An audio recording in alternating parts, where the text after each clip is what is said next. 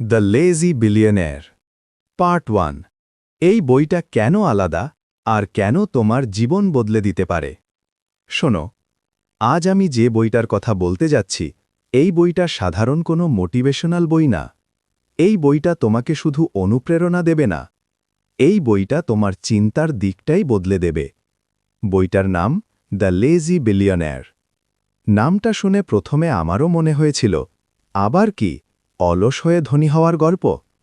কিন্তু বইটা পড়তে পড়তে আমি বুঝেছি, এই বই অলসতার কথা বলে না, এই বই বলে বোকামি করা বন্ধ করার কথা। লেখক শুরুতেই একটা ভয়ঙ্কর সত্য বলে দেয়, most people are not poor because they don't work hard, they are poor because they work hard on the wrong things. এই একটা লাইনই আমাদের জীবনের 90% সমস্যার উত্তর। আমরা কোথায় ভুল করি? আমাদের ছোটবেলা থেকে কি শেখানো হয়? পড়াশোনা করো, চাকরি করো, বেশি খাটলে সফল হবে। আমরা সেটাই করি, আমরা সকাল থেকে রাত পর্যন্ত খাটি, কিন্তু তবুও টেনশন কমে না, টাকা জমে না, মাথা শান্ত হয় না। এই বইটা এখানে এসে প্রশ্ন করে, তুমি খাটছ ঠিকই, কিন্তু তুমি কি ঠিক জায়গায় খাটছ? লেখক বলে, একজন দিনমজুর আর একজন বিলিয়নেয়ার, দুজনেই পরিশ্রম করে, তফাৎ একটাই, দিনমজুর নিজের শরীর ব্যবহার করে, বিলিয়নেয়ার নিজের মস্তিষ্ক আর সিস্টেম ব্যবহার করে। তা লেজি শব্দটার আসল মানে। এই বইতে লেজি শব্দটার মানে সম্পূর্ণ আলাদা। এখানে লেজি মানে অপ্রয়োজনীয় কাজ বাদ দেওয়া, একই কাজ বারবার না করা, নিজের সময়কে সবচেয়ে দামি জিনিস হিসেবে দেখা। লেখক বলেন, a lazy mind asks, why should I do this myself again and again? এই প্রশ্নটাই একজন মানুষকে সাধারণ থেকে আলাদা করে। বিলিয়নেয়াররা কিভাবে ভাবে? এই বইতে বারবার একটা কথা ঘুরে ফিরে আসে, বিলিয়নেয়াররা সময়ের বদলে টাকা বানায় না, তারা সিস্টেম বানায়। একজন সাধারণ মানুষ ভাবে, আজ কত ঘন্টা কাজ করলাম। একজন বিলিয়নেয়ার ভাবে, আমি কি এমন বানাতে পারি যেটা কালও কাজ করবে? এই বইটা তোমাকে শেখায়, নিজেকে ওয়ার্কার ভাবা বন্ধ করো, নিজেকে সিস্টেম বিল্ডার ভাবা শুরু করো। কেন এই বইটা আজকের সময় সবচেয়ে জরুরি? আজকের দুনিয়ায় চাকরি নিরাপদ না, ব্যবসা ঝুঁকিপূর্ণ, সময় সবচেয়ে কম। এই বইটা শেখায় কিভাবে কম সময়ে বেশি ফল আনা যায়, কিভাবে মাথা শান্ত রেখে বড় কিছু বানানো যায়, কিভাবে ভবিষ্যতের জন্য নিজেকে প্রস্তুত করা যায়। এই বইটা শুধু টাকা নিয়ে না, এই বইটা স্বাধীনতা নিয়ে। পার্ট 1-এর সারমর্ম। এই প্রথম অংশে লেখক আমাদের যেটা বোঝাতে চেয়েছেন সেটা হল, সমস্যা পরিশ্রমের না, সমস্যা চিন্তার, সমস্যা ভুল জায়গায় এনার্জি ঢালা। এই বইটা পড়ার পর তুমি আর কখনো অকারণে গর্ব করে বলবে না, আমি খুব ব্যস্ত। বরং তুমি ভাববে, আমি কি সত্যি গুরুত্বপূর্ণ কিছু করছি? Part 2, hard work trap. কেন এত পরিশ্রম করেও বেশিরভাগ মানুষ জীবনে এগোতে পারে না? এই অংশটা খুব গুরুত্বপূর্ণ, কারণ এখানেই লেখক সবচেয়ে কঠিন সত্যটা বলে দিয়েছেন। লেখক বলেন, hard work is respected by society, but it rarely makes people rich. এই কথাটা শুনতে খারাপ লাগতে পারে, কিন্তু এটা বাস্তব। ট্র্যাপ আসলে কি? হার্ডওয়ার্ক ট্র্যাপ মানে এমন পরিশ্রম যেটা তুমি সারা জীবন করেও তোমাকে একই জায়গায় আটকে রাখে। আমাদের সমাজে কঠোর পরিশ্রমকে খুব মহিমান্বিত করা হয়। আমরা গর্ব করে বলি, আমি খুব খাটছি, দিনরাত পরিশ্রম করছি। কিন্তু এই বই প্রশ্ন করে, এই পরিশ্রম কি তোমাকে স্বাধীনতার দিকে নিয়ে যাচ্ছে? মিডল ক্লাস মাইন্ডসেটের ফাঁদ। এই বইতে লেখক খুব স্পষ্টভাবে বলেন, মিডল ক্লাস মানুষ সবচেয়ে বেশি পরিশ্রম করে, কিন্তু সবচেয়ে কম ঝুঁকি নেয় আর সবচেয়ে কম প্রশ্ন করে। মিডল ক্লাস ভাবে নিরাপদ চাকরি, নির্দিষ্ট বেতন, মাসের শেষে টাকা। কিন্তু বিলিয়নিয়াররা ভাবে leverage, scalability, long term system. এই বই বলে, মিডল ক্লাস হার্ডওয়ার্ককে লক্ষ্য বানায়, বিলিয়নিয়ার হার্ডওয়ার্ককে টুল বানায়। ঘণ্টার বদলে টাকা, সবচেয়ে বিপজ্জনক চুক্তি। লেখক বলেন, যখন তুমি নিজের সময়ের বদলে টাকা নাও, তখন তুমি নিজের স্বাধীনতা বিক্রি করছ। চাকরি, দৈনিক মজুরি, এমনকি অনেক ছোট ব্যবসাও এই একই সমস্যায় ভোগে। তুমি না গেলে টাকা নেই, তুমি অসুস্থ হলে আয় নেই, তুমি থামলে সব থেমে যায়। এই বই এখানেই চোখ খুলে দেয়, সময় হলো সবচেয়ে দামি সম্পদ। টাকা আবার আসতে পারে, কিন্তু সময় আর কখনো ফিরে আসে না। কেন হার্ডওয়ার্ক তোমাকে ক্লান্ত করে, ধনী না? লেখক বলেন, hard work drains your body, smart work builds your future. যখন তুমি সারাদিন খেটে যাও, শরীর ক্লান্ত হয়, মাথা ঝাপসা হয়, সিদ্ধান্ত নেওয়ার ক্ষমতা কমে। এই অবস্থায় তুমি বড় চিন্তা করতে পারো না, আর বড় চিন্তা ছাড়া বড় সাফল্য অসম্ভব। এই বই শেখায় এমন কাজ করো যেটা একবার করলে বহুদিন ফল দেয়। Hard work versus smart leverage. এখানে লেখক একটা সুন্দর তুলনা দেন। একজন সাধারণ মানুষ নিজে সব করে, নিজে দৌড়ায়, নিজে সময় দেয়। একজন বিলিয়নিয়ার টিম বানায়, অটোমেশন আনে, সিস্টেম বানায়। এই বই বলে, নিজের শক্তি নয়, ল্যাভারেজ ব্যবহার করো, অন্যের সময়, টেকনোলজি আর সিস্টেম কাজে লাগাও। এই পাঠের সবচেয়ে বড় শিক্ষা। এই অংশ শেষে লেখক একটা প্রশ্ন ছুড়ে দেয়, if you stopped working today, would your income stop tomorrow? যদি উত্তর হয় হ্যাঁ, তাহলে তুমি এখনও হার্ডওয়ার্ক ট্র্যাপের ভেতরে আছো। এই বই তোমাকে দোষ দেয় না, বরং তোমাকে সচেতন করে। পার্ট 2 এর সারমর্ম। এই অংশ থেকে যেটা শিখতে হবে, বেশি খাটলেই সফল হওয়া যায় না।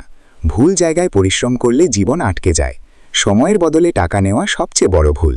সত্যিকারের সাফল্য আসে সিস্টেম থেকে, ঘাম থেকে না। এই বই এখানে এসে তোমার মাথায় একটা বীজ বপন করে। আমি কিভাবে হার্ডওয়ার্ক ট্র্যাপ থেকে বেরোবো? এই প্রশ্নটাই তোমাকে পরের ধাপে নিয়ে যাবে। পার্ট 3, সিস্টেম থিঙ্কিং, বিলিয়নিয়ারদের আসল গোপনাস্ত্র।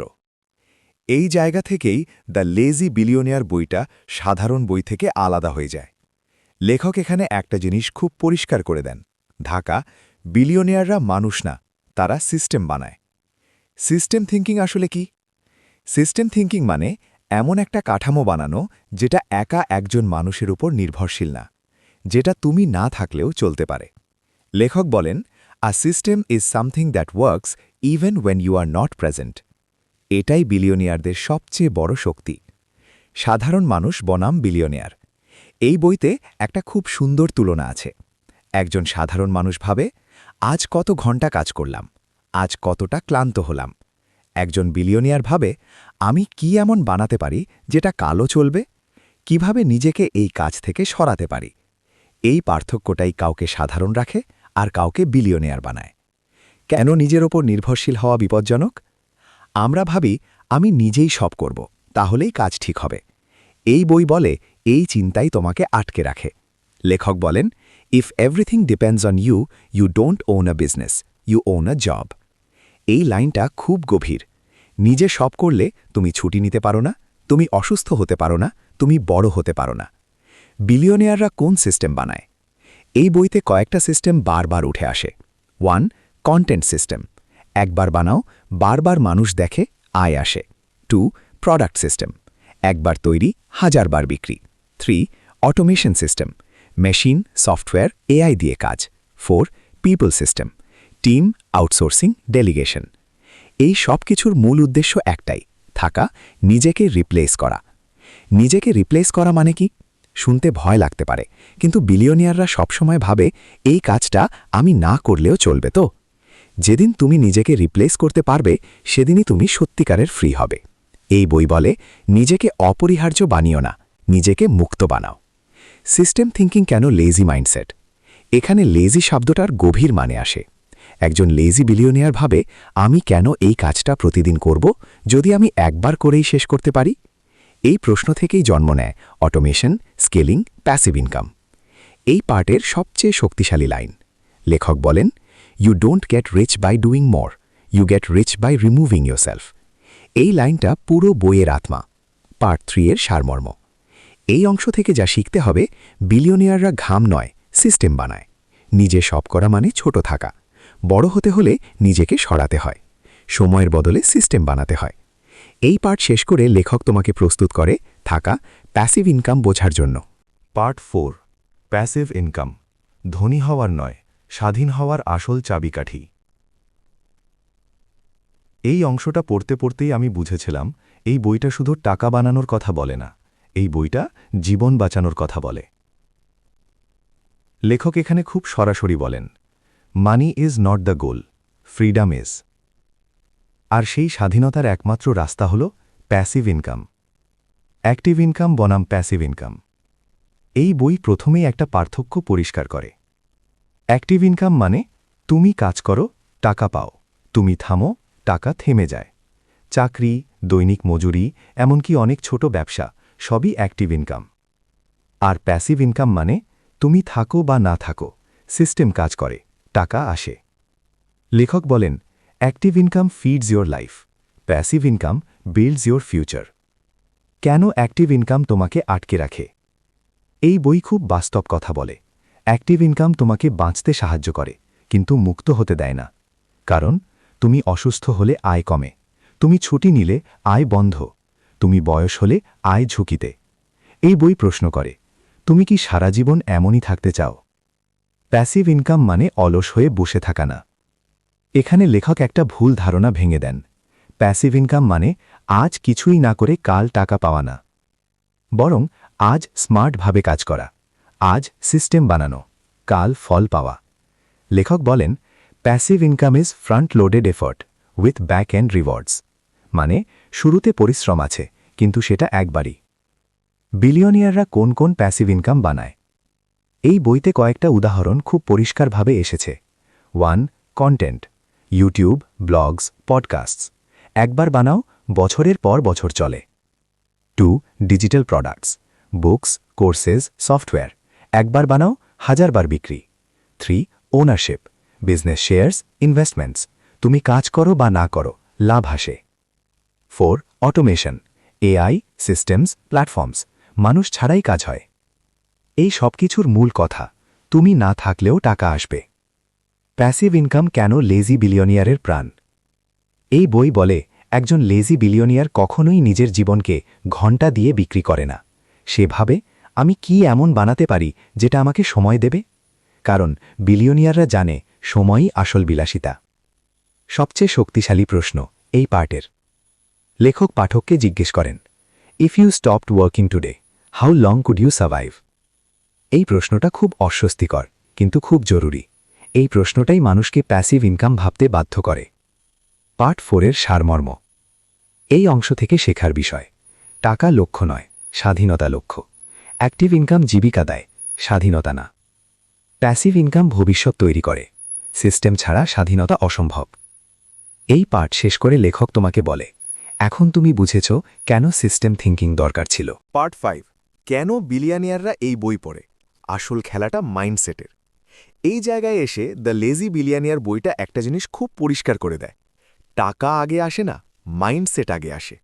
বিলিয়নিয়াররা আলাদা না কারণ তাদের বেশি টাকা ছিল, বিলিয়নিয়াররা আলাদা কারণ তারা ভিন্নভাবে চিন্তা করে। এই বইটা সবার জন্য না। লেখক খুব সৎভাবে বলেন, এই বইটা তাদের জন্য না যারা শুধু নিরাপত্তা চায়, শুধু মাসের শেষে বেতন চায়, ঝুঁকি নিতে ভয় পায়। এই বইটা তাদের জন্য যারা বড়ভাবে চিন্তা করতে চায়, যারা সময়ের মালিক হতে চায়, যারা অ্যাভারেজ লাইফ মেনে নিতে রাজি না। বিলিয়নিয়াররা এই বই পড়ে কারণ তারা জানে চিন্তা না বদলালে জীবন বদলায় না। সাধারণ মানুষ যেভাবে ভাবে। এই বইতে লেখক দেখান একজন সাধারণ মানুষ প্রশ্ন করে, আমি এটা পারব তো? লোকজন কি বলবে? ফেল করলে কি হবে? এই প্রশ্নগুলো মানুষকে আটকে রাখে। সাধারণ মানুষ ভাবে, আগে টাকা আসুক, তারপর বড় কিছু করব। কিন্তু বাস্তবে টাকা আসে তখনই যখন চিন্তা বড় হয়। বিলিয়নিয়াররা যেভাবে ভাবে। এই বই দেখায় বিলিয়নিয়াররা প্রশ্ন করে, এই কাজটা স্কেল করা যাবে তো? আমি কিভাবে এটাকে সিস্টেম বানাতে পারি? আমি না থাকলেও এটা চলবে তো? তারা ভাবে লং টার্ম, লেভারেজ, ওনারশিপ। এই বইয়ের ভাষায়, the rich think in decades, the poor think in months. Busy হওয়া বানাম এফেক্টিভ হওয়া। এই বই একটা খুব গুরুত্বপূর্ণ পার্থক্য শেখায়। বিজি মানুষ সারাদিন দৌড়ায়, এফেক্টিভ মানুষ কম কাজ করে কিন্তু সঠিক কাজ করে। বিলিয়নিয়াররা কখনো বলে না আমি খুব ব্যস্ত, তারা বলে আমি গুরুত্বপূর্ণ জিনিসে কাজ করছি। এই বই শেখায় বিজি হওয়া গর্বের না, এফেক্টিভ হওয়াই বুদ্ধিমানের কাজ। Ownership mindset. এই পার্টে লেখক ওনারশিপ নিয়ে কথা বলেন। ওনারশিপ মানে শুধু কাজ করা না, কিছু ওন করা। চাকরি মানে তুমি কাজ করছো কিন্তু কিছু ওন করছো না। বিলিয়নিয়াররা ভাবে, আমি কি ওন করছি? এই জিনিসটা কি আমার জন্য কাজ করবে? এই বই বলে ওনারশিপ ছাড়া স্বাধীনতা আসে না।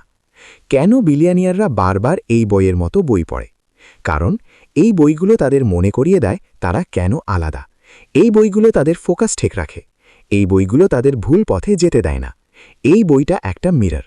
তুমি পড়লে নিজের চিন্তাকে দেখতে পাবে। পার্ট 5-এর সারমর্ম। এই অংশ থেকে শেখার মূল কথা, ধনী হওয়া আগে মাথায় শুরু হয়। সাধারণ চিন্তা সাধারণ ফল দেয়। বিলিয়নিয়াররা ফলের আগে সিস্টেম দেখে। বিজি না হয়ে এফেক্টিভ হওয়াই আসল বুদ্ধিমত্তা। এই পার্ট শেষ করে লেখক তোমাকে মানসিকভাবে প্রস্তুত করে শেষ পার্টের জন্য, যেখানে বলা হবে এই বইটা তোমার জীবনে আসলে কী পরিবর্তন আনতে পারে। পার্ট 6, শেষ কথা। এই বইটা আসলে তোমার জীবনে কি দিতে পারে? এই বইটা শেষ করার পর আমার মাথায় একটা কথাই ঘুরছিল। আমি এতদিন ভুল জিনিসে শক্তি নষ্ট করছিলাম। এই বইটা তোমাকে রাতারাতি বিলিয়নিয়ার বানাবে না। এই বইটা তোমাকে কোনো জাদু শেখাবে না। কিন্তু এই বইটা তোমাকে যেটা দেবে সেটা অনেক বেশি মূল্যবান। ঠিকভাবে ভাবতে শেখাবে। এই বইটা পড়ার পর তুমি অকারণে ব্যস্ত থাকা বন্ধ করবে। তুমি নিজের কাজকে প্রশ্ন করতে শিখবে। তুমি বুঝতে শিখবে কোন কাজটা ভবিষ্যৎ বানায় আর কোনটা শুধু সময় খায়। এই বইটা তোমাকে শেখাবে সব সময় দৌড়ানোই সাফল্য না, কখনো থেমে সঠিক দিকে হাঁটাই আসল বুদ্ধিমত্তা। এই বইয়ের সবচেয়ে সুন্দর দিকটা কি জানো? এই বই তোমাকে বলে না তুমি গরিব, তুমি ব্যর্থ। এই বই তোমাকে বলে তুমি ভুল পথে ছিলে, কিন্তু এখনও সময় আছে। আর এটাই আশা। আমি ব্যক্তিগতভাবে মনে করি, যদি কেউ আজকের দুনিয়ায় নিজের সময়কে মূল্য দিতে চায়, ভবিষ্যতের জন্য কিছু বানাতে চায়, শুধু বাঁচতে না স্বাধীনভাবে বাঁচতে চায়, তাহলে এই বইটা অন্তত একবার পড়া উচিত। শেষে একটা কথাই বলব, ধনী হওয়া সবার কপালে নাও থাকতে পারে, কিন্তু সঠিকভাবে চিন্তা করা সবার হাতেই আছে। আর সঠিক চিন্তাই একদিন সঠিক জায়গায় নিয়ে যায়। যদি এই ভিডিওটা তোমার ভালো লেগে থাকে, যদি এই বইয়ের সারমর্ম তোমাকে ভাবতে বাধ্য করে থাকে, তাহলে ভিডিওটা লাইক করো, তোমার বন্ধুদের সাথে শেয়ার করো, আর এমন আরও বইয়ের সামারি পেতে চ্যানেলটা সাবস্ক্রাইব করো। এই চ্যানেলে আমি নিয়মিত এমন বই, যেগুলো চিন্তা বদলায়, জীবন বদলায়, সেগুলোর সহজ বাস্তব বাংলায় সামারি নিয়ে আসি। আর হ্যাঁ, চ্যানেলের বাকি ভিডিওগুলো একবার দেখে নিও। হয়তো একটা ভিডিওই তোমার জীবনের চিন্তা বদলে দিতে পারে।